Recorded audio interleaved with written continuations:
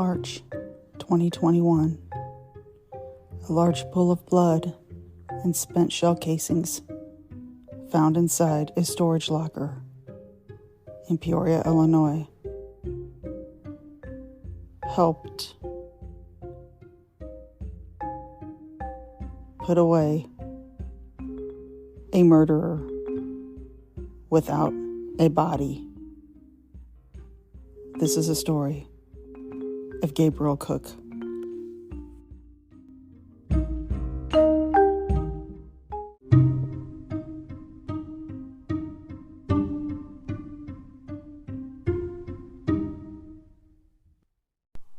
Good morning. Wow.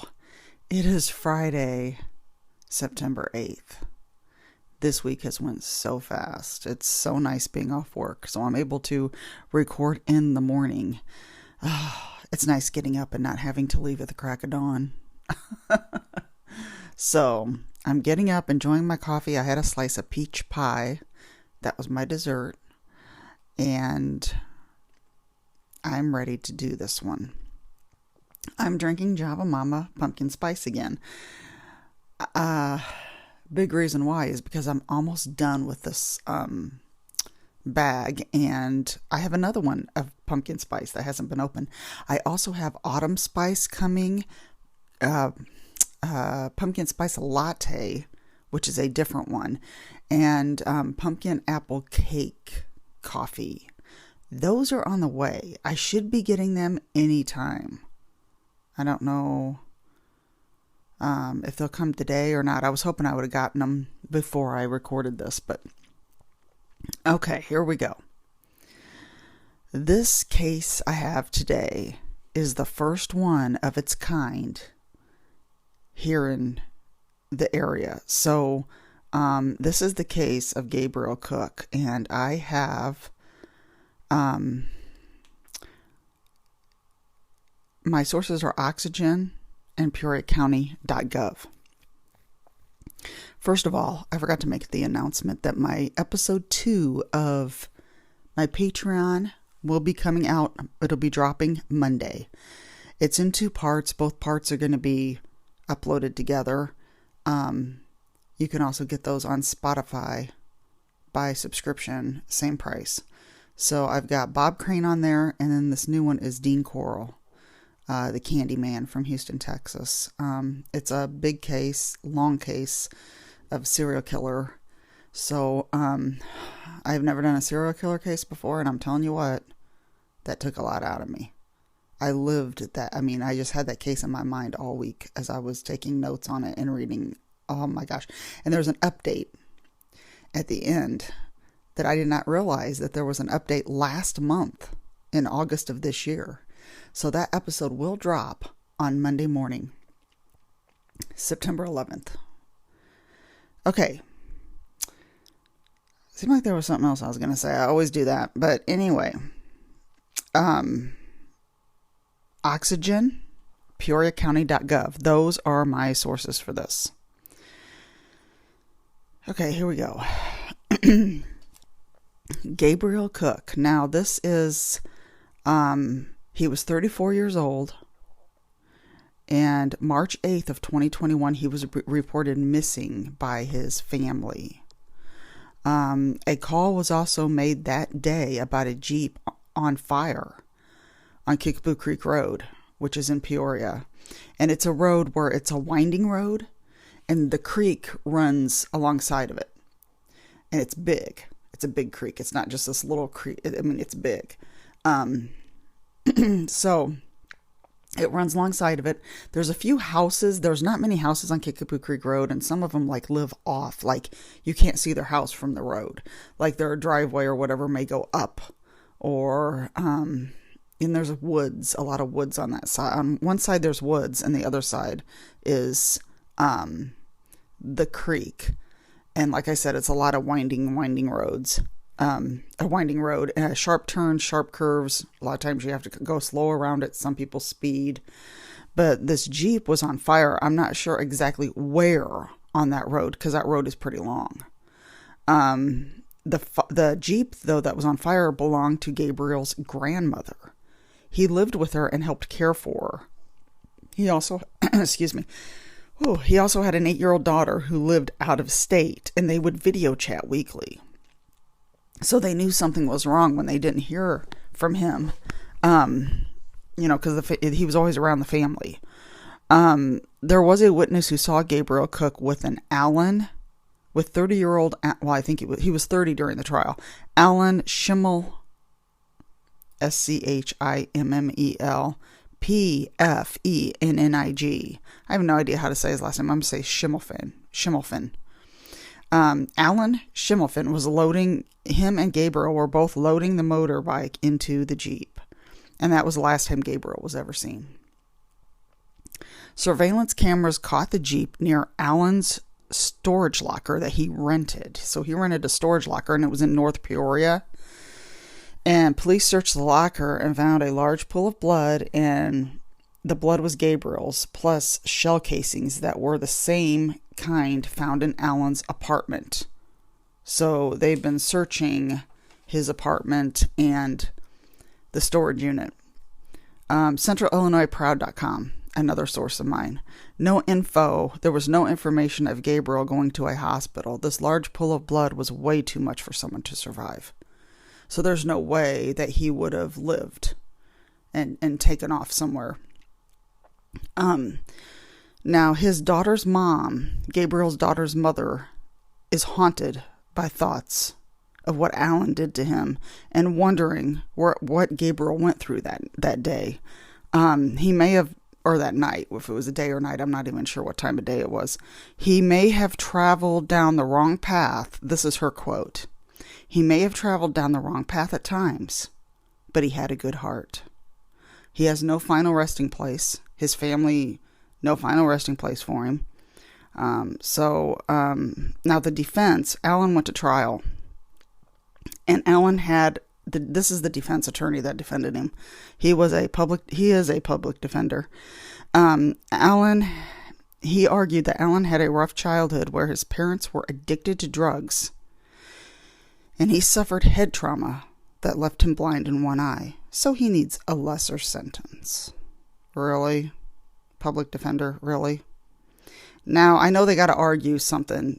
Let's pull something out of thin air and try to make people feel sorry for the guy. But Judge Vespa ruled over this court. And he fired back.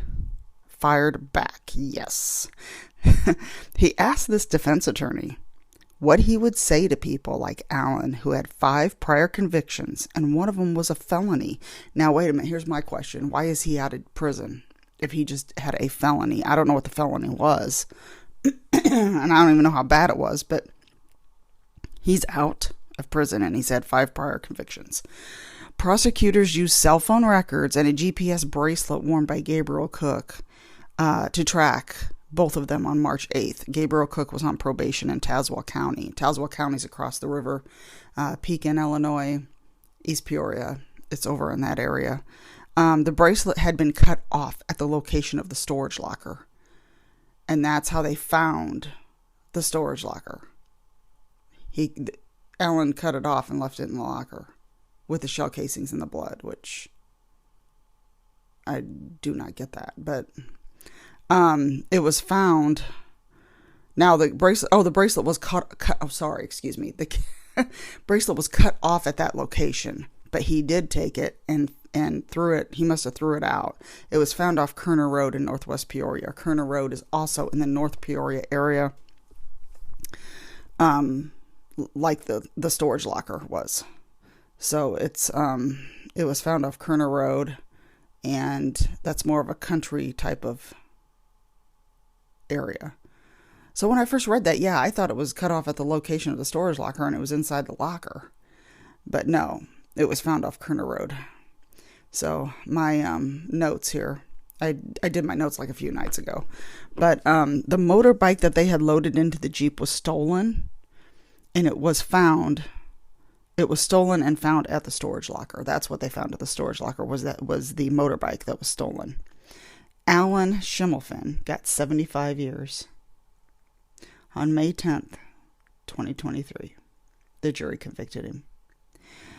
Maximum sentence is the 75 years. Plus he got 5 years for concealing Gabriel's death. His body has never been found. Gabriel's grandmother had to go into a nursing home. He helped care for her, and now she has to go into a nursing home. His body has never been found. I don't know a motive. Alan said he had nothing to say. Nothing. I don't know a motive. I don't know. We don't know what happened. And his body has never been found. So I'm hoping that something will come up with this. It's brand new, but I wanted to talk about it because this is the first one of its kind who's, nobody, and he got convicted, which I was very happy with.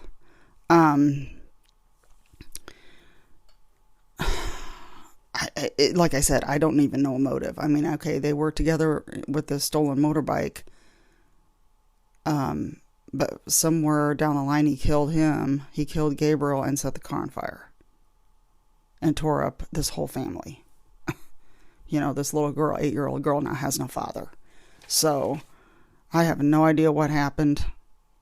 Maybe someday he will confess, who knows, or I'm hoping that they find Gabriel's body. I just can't understand. I just don't understand what he did. Now, like I said, I don't know what time of day that they found the Jeep on fire. I'm guessing it would have been, well, you could see a fire at night too. So, but, this whole thing is just sad. Very, very sad. Yeah, he did travel down the wrong road at times, but he had a good heart. And he took care of his grandmother. And the whole thing is just very, very sad. But Alan is in prison.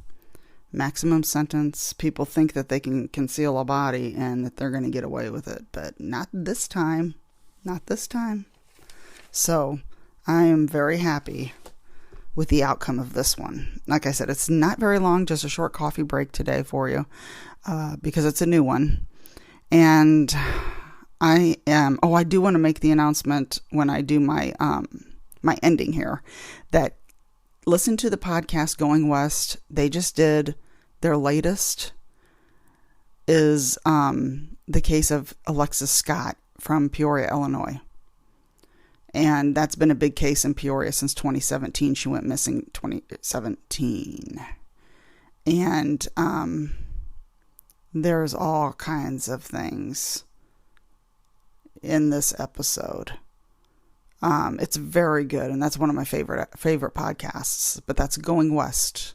Alexis Scott from Peoria, Illinois. I'm so glad they covered that because they did a great job. That was one case that was... there was a lot to it, and for them to cover it is just wonderful. So I also wanted to, let me see what other podcasts I am listening to right now. If you like movie reviews, The Ride Home is a good one. I love their episodes. And then the other one is Podcorn Kernels. That's Podcorn, not popcorn. Podcorn. These guys are British. Very good. I listened to the Bohemian Rhapsody episode, and it was very good. But they're pretty cool. And then the Gore Report, which is the one that I really like here lately, they are covering the Columbine shooting. And part 1 is out. Part 1 came out yesterday. And you're getting a background on the boys, and there's a lot in it that I didn't know. So there's a lot in it that people don't know about them. And that's the Gore Report, or it's just Gore Report. I don't think "the" is in the front of it. I think it's just Gore Report. I'm trying to think if there's anything else. And I do want to talk about my first episode on Patreon about Bob Crane. I watched the movie Autofocus. I got it from Thrift Books, and I watched it, and that's the story of his life. Bob Crane from Hogan's Heroes, if anybody doesn't know that's listening. And he was mysteriously murdered. And that movie, I just didn't realize that it was going to have that much nudity in it. I'm like, holy crap. It's like orgies and nudity. I mean, it's okay. I mean, it's got good actors in it, and it's actually, I mean, I was interested in the whole thing, but at the end of it, it seemed like it ended very abruptly. And I know this was made in the early 2000s, but there was no like update. You know, like when at the end of a movie, a true story, and then it's got like, it tells about the things that have happened after the person was killed or something, you know, just an update to bring you up. There was nothing at the end of it. And I don't know. It had a weird, funny feel to it to at the end, I thought. But I was just expecting updates. But in my Patreon episode, you get updates because I do talk about what has been going on with the DNA. And I know that was after the movie was shot. So the movie was made in the early 2000s and the DNA stuff came out like 10 years later. But I don't know. I just thought it would be more in depth with John Carpenter's trial and all that. But John Carpenter was the guy that he got with and was making these sex movies with. And it's not John Carpenter that did Halloween, so it's not the master director that I love. It's somebody else entirely. And Willem Dafoe plays him in the movie. But that is my first Patreon, and then my second one will drop Monday morning about Dean Coral. Oh my gosh, that's something else. I've got a lot on my list for Patreon, and I'm going to be uploading at least 2 a month, maybe more. So, because you never know, I might throw another one in there at the end of the month, but it's $5 and you get to listen to all these that's on it. So right now, like I said, there's only 2 because I just started it, but I'm so excited about that. And you can also get it on Spotify. If you're already on Spotify, it's in with the rest of my episodes. You just got to, when you click on it, it'll have information on how to subscribe. So it's kind of nice that they're in with the regular episodes so people can see them. But that's all for today. I want everybody to have a wonderful weekend. I go back to work Monday. Wonderful.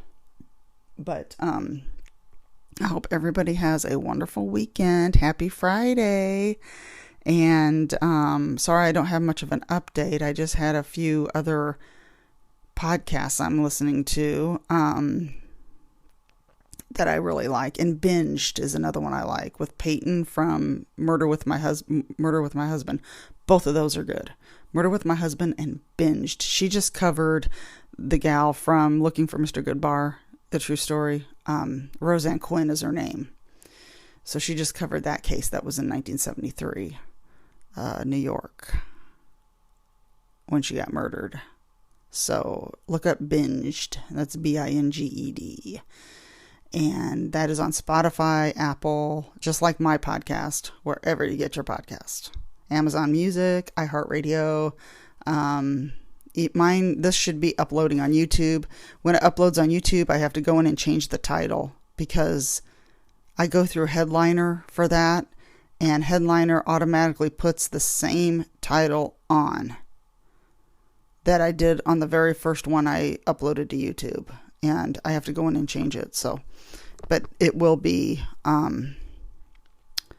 Gabriel Cook, episode 55. I can't believe I've got this many episodes. So episode 56 will be the Patreon or Spotify subscription. So that's all for today, everybody. Have a wonderful, thank you so much for listening to the podcast too. I really appreciate that.